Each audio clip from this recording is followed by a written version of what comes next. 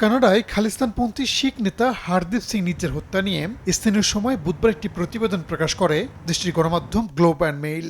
সেই রিপোর্টে কানাডার গোয়েন্দা সংস্থার একটি সূত্রের বরাত দিয়ে দাবি করা হয়, নিজ্জার হত্যার ষড়যন্ত্রের কথা জানতেন ভারতের প্রধানমন্ত্রী নরেন্দ্র মোদী, দেশটির পররাষ্ট্রমন্ত্রী এস জয়শঙ্কর ও জাতীয় নিরাপত্তা উপদেষ্টা অজিত দোভাল।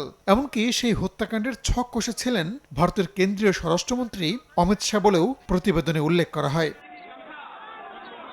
বৃহস্পতিবার কানাডার গণমাধ্যমের রিপোর্টের তীব্র প্রতিবাদ জানায় নয়াদিল্লি। ভারতের পররাষ্ট্র মন্ত্রণালয়ের মুখপাত্রের দাবি, এমন খবর ভিত্তিহীন। ভারতকে বিশ্ব দরবারে ছোট করে দেখানোর উদ্দেশ্যে করা প্রতিবেদন দেশ দুটির সম্পর্ক আরও অবনতি করবে বলে মন্তব্য করেন তিনি। নয়াদিল্লির প্রতিবাদের মুখে প্রতিবেদনটি নিয়ে আনুষ্ঠানিক বক্তব্য দিয়েছে কানাডা সরকার। প্রধানমন্ত্রী জাস্টিন ট্রুডোর জাতীয় নিরাপত্তা ও গোয়েন্দা বিষয়ক উপদেষ্টা নাথালি জি ড্রুইনের দাবি, রিপোর্টটি অনুমান নির্ভর ও মিথ্যা। কানাডা সরকারের হাতে এমন কোনো প্রমাণ নেই যে হত্যাকাণ্ডের সঙ্গে ভারতের প্রধানমন্ত্রীর সম্পৃক্ততা রয়েছে বলেও উল্লেখ করেন তিনি। 2023 সালের 18 জুন কানাডার ব্রিটিশ কলাম্বিয়ায় হত্যা করা হয় শিখ নেতা হারদীপ সিং নিজ্জারকে। পরে প্রধানমন্ত্রী জাস্টিন ট্রুডো দাবি করেন নিজ্জার হত্যাকাণ্ডে জড়িত ভারত।